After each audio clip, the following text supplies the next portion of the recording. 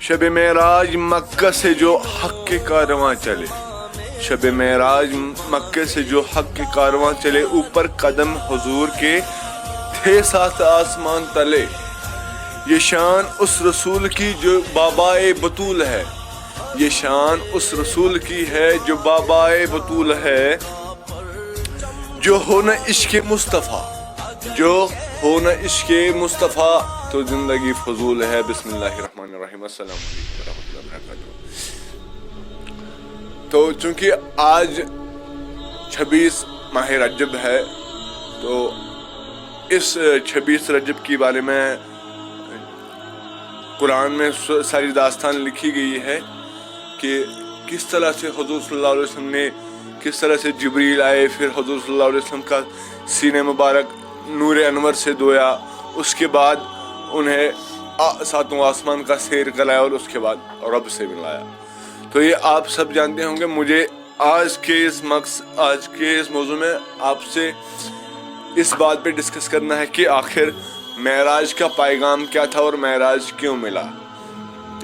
तो नाज़रीन गौर फरमाइएगा और मेहरबानी करके वीडियो पूरी देखिएगा ताकि आपको आज का ये मौजू समझ आए और इंशाल्लाह अगर हो सके तो इस पर अमल पैरा भी होंगे। तो अल्लाह ताला ने जो भी अहकाम दिए हैं इंसानियत के लिए, मुसलमानों के लिए, मोमिनों के लिए या मोमिनात के लिए, वो सब कुरान में कहा गया है और जिब्रील ने भी वो चीज़ें लाई है। लेकिन इन सब में से एक चीज़ जिसके लिए अल्लाह ने हुजूर सल्लल्लाहु अलैहि वसल्लम को अपने पास बुलाया और अपने पास बुला के वो चीज़ हमारे लिए अता की। बाकी सारी चीज़ें ज़मीन पर उन्होंने भेजी, लेकिन इस चीज़ के लिए अल्लाह ने हुजूर को अपने पास बुलाया। तो वो कौन सी चीज़ थी? वो थी अस्सला अस्सला अस्सला, वो नमाज थी। और नमाज के लिए ही अल्लाह, नमाज की ही ये शान है कि नमाज के लिए ही हुजूर सल्लल्लाहु अलैहि वसल्लम को अल्लाह ताला से जाकर मिलना पड़ा और वहाँ से नमाज लानी पड़ी। नमाज के फ़ज़ाइल आज हम बात करेंगे कि अगर मेराज में नमाज मिली तो नमाज के फ़ज़ाइल क्या है। तो हुजूर सल्लल्लाहु अलैहि वसल्लम ने फरमाया कि या अल्लाह, ये मफ़हूम मैं सुना रहा हूँ, मफ़हूम हदीस के अल्फाज जैसे नहीं है, लेकिन मफ़हूम इसका यही है कि या अल्लाह अगर आप नमाज दे रहे हैं तो इस नमाज की फजीलत क्या है। तो अल्लाह ताला ने फरमाया कि या रसूलुल्लाह सल्लल्लाहु अलैहि वसल्लम, जब मैंने दुनिया पैदा की, जब मैंने दुनिया बनाई, जब मैंने ज़मीन और आसमान बनाए, तो उसके बाद जब हज़रत आदम अलैहिस्सलाम को, आप सब जानते होंगे कि हज़रत आदम अलैहिस्सलाम को जब जन्नत में डाला गया तो उन्हें तन्हाई महसूस हुई, वो अलून फील करने लगे। तो हज़रत अल्लाह ने उनके लिए लाइफ पार्टनर भेजी जिसका नाम था हज़रत हवा अलैहिस्सलाम, जिसको हम अपनी अम्मी जान के नाम से जानते हैं।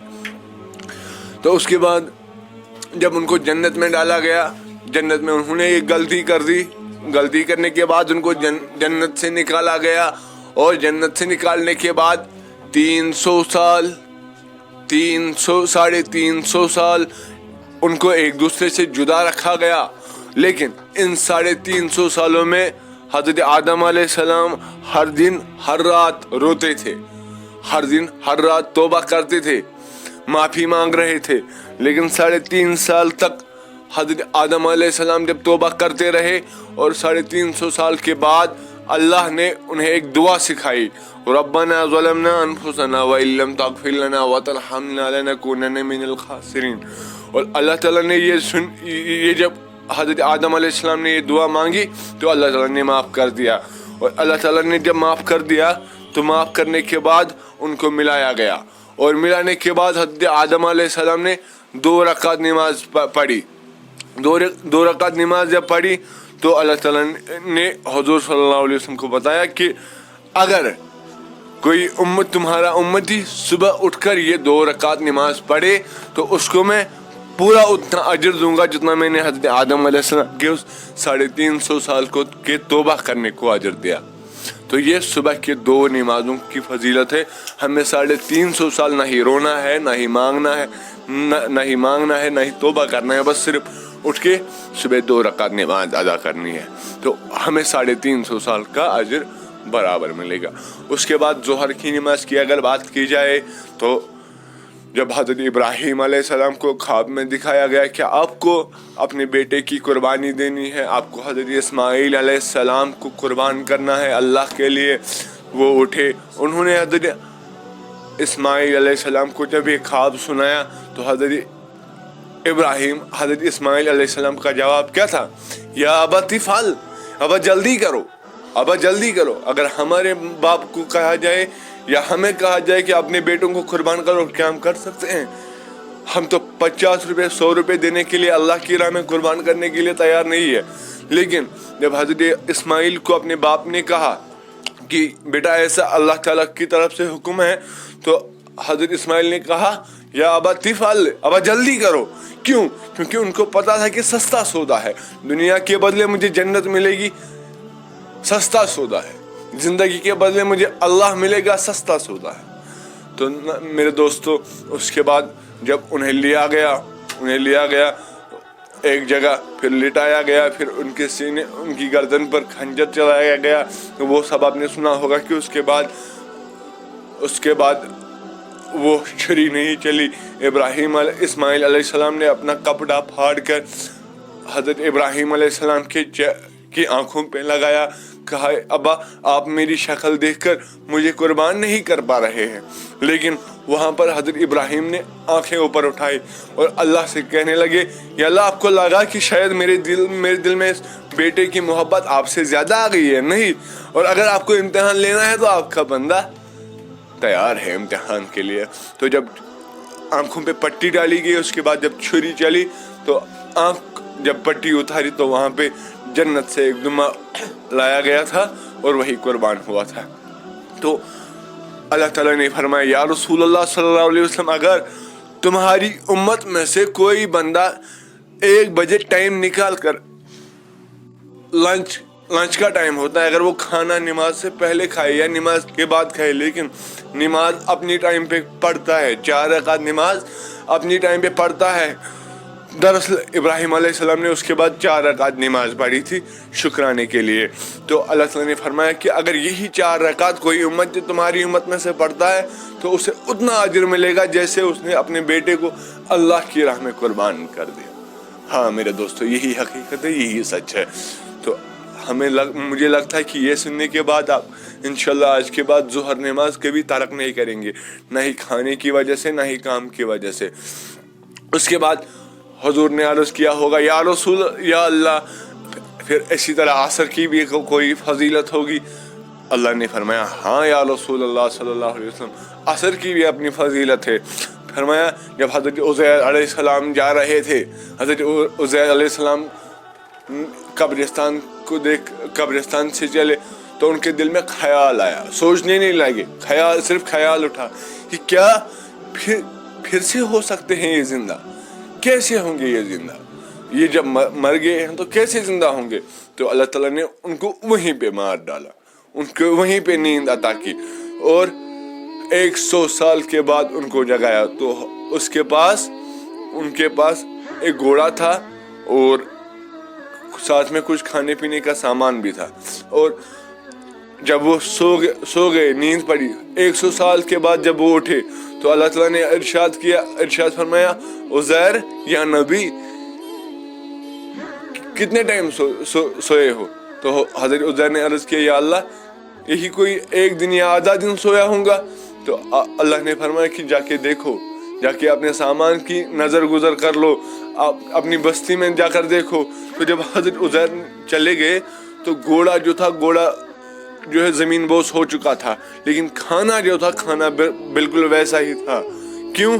کیونکہ اللہ کو دکھانا تھا، اللہ کو اس کا یقین پورا کرنا تھا کہ نہیں، مرنے والی ذات اگر ہے کوئی وہ اللہ کی ذات ہے، اور اس کے بعد زندہ کرنے والی ذات اگر ہے کوئی تو وہ اللہ کی ذات ہے۔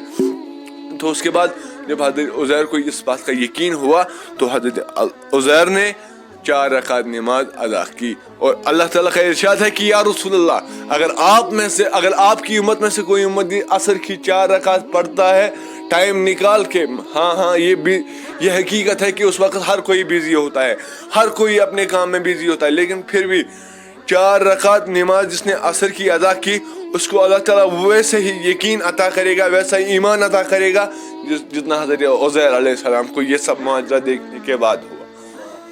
تو اس کے بعد مغرب کی بھی اگر فضیلت کی بات کی جائے, موضوع معراج ہے. مجھے پتا ہے کہ بیان تھوڑا لمبا ہو رہا ہے, لیکن آج معراج کی رات ہے, فضیلت والی رات ہے, فضیلت والی شب ہے, تو کیوں نہ آج اسی موضوع پہ بات کی جائے. یہی سوچ کے میں آپ کے سامنے آیا ہوں, اور اسی امید سے آیا ہوں کہ آپ لوگ انشاءاللہ نماز کی فضیلت مکمل سنیں گے, اور اس کے بعد انشاءاللہ ایک تو دوسروں تک بھی پہنچائیں گے, اور انشاءاللہ خود بھی عمل کریں گے. اس کے بعد مغرب کے بارے میں جب کہا گیا تو اللہ تعالیٰ نے فرمایا یا رسول اللہ حضرت ایوب علیہ السلام کو یاد کرو, حضرت ایوب صابر علیہ السلام کو یاد کرو.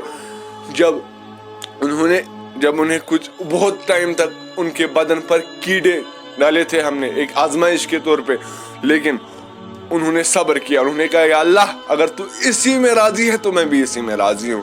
تو انہوں نے ان کی بیوی نے ان کی خدمت کی اس ٹائم. اس کے بعد جب حضرت ایوب علیہ السلام کو بہت ٹائم کے بعد ٹھیک ہوئے اللہ تعالیٰ کی کرم سے, وہ بھی ایک امتحان تھا, یہ بھی ایک امتحان تھا. اس کے بعد جب وہ یہ ٹھیک ہوئے تو شکرانے کے لیے اللہ تعالیٰ کا شکر ادا کرنے کے لیے انہوں نے 4 رکعت نماز کا ارادہ کیا.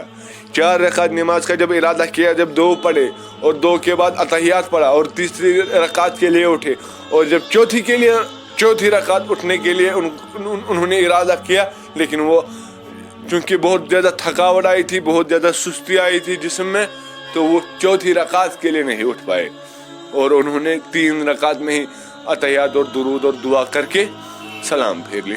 تو اللہ تعالیٰ نے ارشاد فرمایا یا رسول اللہ اگر آپ کی امت میں سے کوئی بندہ 4 رکعت یہ 3 رکعت نماز مغرب کی پڑھتا ہے, کیونکہ پتہ ہے کہ دن بھر تھکا ہوا ہوگا, دن بھر اپنا کام کر کے تھکا ہوا ہوگا, لیکن اگر اس تھکاوٹ کے باوجود بھی انہوں نے 3 رکعت نماز پڑھی تو برابر ایک تو 4 رکعت کا اجر ملے گا جیسا حضرت ایوب کو دیا گیا تھا, اور اس کے ساتھ ساتھ اتنا ہی اجر اس بندے کو بھی دیا جائے گا جتنا حضرت ایوب کو اتنے ٹائم اور اتنی بڑی آزمائش پر صبر کرنے کو اجر دیا گیا تھا.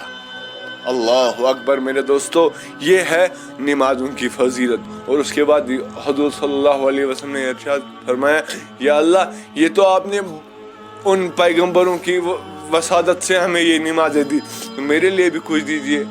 تو اللہ نے فرمایا یا رسول اللہ یہ جو عشاء ہے, یہ جو عشاء کی نماز ہے, یہ آپ کے لیے عطا کر رہا ہوں.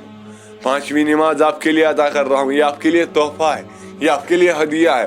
تو میرے دوستو مجھے پورا یقین ہے کہ انشاءاللہ آپ نے یہ باتیں یاد رکھی ہوں گی, اور انشاءاللہ آج کے بعد اسی ارادے سے نماز قائم کریں گے, اور آج کے بعد کم سے کم انشاءاللہ آج کے بعد نماز نہیں ٹوٹے گی. اور حضور ایک حدیث کے ساتھ اس ٹاپک کو مختصر کروں گا کہ الصلاۃ معراج المؤمنین. ناظرین میرے دوستو, حضور صلی اللہ علیہ وسلم کو اللہ تعالیٰ سے بات کرنے کے لیے آسمانوں کا سفر کرنا پڑا, سدرۃ المنتہا کا سفر کرنا پڑا, اور اللہ تعالیٰ سے جا کر ملنا پڑا, اس کے بعد بات ہوئی. لیکن حضور صلی اللہ علیہ وسلم نے فرمایا کہ اگر آپ میں سے کوئی معراج کرنا چاہتا ہے, اگر آپ میں سے کوئی اللہ سے بات کرنا چاہتا ہے, تو اس کے لیے ایک چھوٹا سا راستہ ہے, وہ یہ ہے کہ وہ گھر سے نکل کر مسجد تک پہنچے اور مسجد میں نماز قائم کرے, اور نماز ہی ایک مومن کا معراج ہے جس میں وہ اللہ تعالیٰ سے بات کرتا ہے. تو جب اللہ تعالیٰ نے اس نماز کی اتنی بڑی شان رکھی ہے, اتنی بڑی قدر ہے, تو کیا ہم پھر بھی نماز چھوڑ سکتے ہیں؟ کیا ہم پھر بھی نماز ضائع کر سکتے ہیں؟ کیا ہم پھر بھی یہ سوچ سکتے ہیں کہ ہم نماز کے بنا زندگی گزاریں گے؟ نہیں, یہ نہیں ہو سکتا. تو انشاءاللہ مجھے پوری امید ہے کہ آج کے بعد ہر کوئی آپ میں سے نماز قائم کرنے کی کوشش کرے گا, اور انشاءاللہ میرے لیے بھی دعا کریں گے. اور آج دیجیے مجھے اجازت, اور مجھے اپنی خصوصی دعاؤں میں یاد رکھیے گا, اور میرے اس پورے کمپین میں, میرے اس پورے پروگرام میں جتنے بھی ساتھی میرے ساتھ ہوتے ہیں, جو بھی میرا سپورٹ کرتے ہیں, اور جو بھی اس پورے سسٹم کو چلاتے ہیں, ان کے لیے بھی دعا کیا کریں, تاکہ انشاءاللہ ہم مزید آپ کے لیے اچھی ویڈیوز, اچھی باتیں آپ کے سامنے لائیں, جن پر آپ عمل کر کے اجر کما سکتے ہیں انشاءاللہ. تو آج کے لیے مجھے دیجیے اجازت, میں آپ سے ملتا ہوں بہت جلد کسی بڑے ٹاپک پر. تب تک کے لیے اللہ حافظ و ناصر. السلام علیکم ورحمۃ اللہ وبرکاتہ.